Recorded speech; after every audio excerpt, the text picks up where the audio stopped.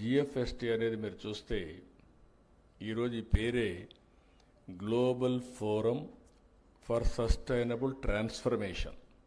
ఇది ఏదో ఒక ఆంధ్రప్రదేశ్కి కన్ఫైన్డ్ కావడం కాదు. ఇది ఒక ప్రూఫ్ ఆఫ్ కాన్సెప్ట్గా ఉండాలి. ఇది ఒక గ్లోబల్ ఫోరమ్గా ఉండాలి. ఈరోజు టెక్నాలజీ మెచ్యూర్ అయింది. దీన్ని ఏ విధంగా ఆలోచించాలో ఆలోచించి ఒక 5-6 సంవత్సరాల కంటే ముందు ఈ ఆర్గనైజేషన్ స్టార్ట్ చేశాం. ఇక్కడ డబ్బులు ముఖ్యం కాదు, టెక్నాలజీ ఈజ్ అవైలబుల్ నౌ. మొన్నటి వరకైతే మనం క్వాంటమ్ వ్యాలీ గురించి, క్వాంటమ్ కంప్యూటింగ్ గురించి మాట్లాడలేదు. హైదరాబాద్లో ఆ రోజు నేను స్టార్ట్ చేసింది ఐటెక్ సిటీ విత్ ఐటీతో స్టార్ట్ చేస్తే ఎగ్జాక్ట్గా 25 సంవత్సరాలు. ఈరోజు ప్రపంచంలో ఎక్కడికి పోయినా అక్కడ భారతీయులు ఉన్నారు, అందులో తెలుగు వాళ్ళు ఉన్నారు.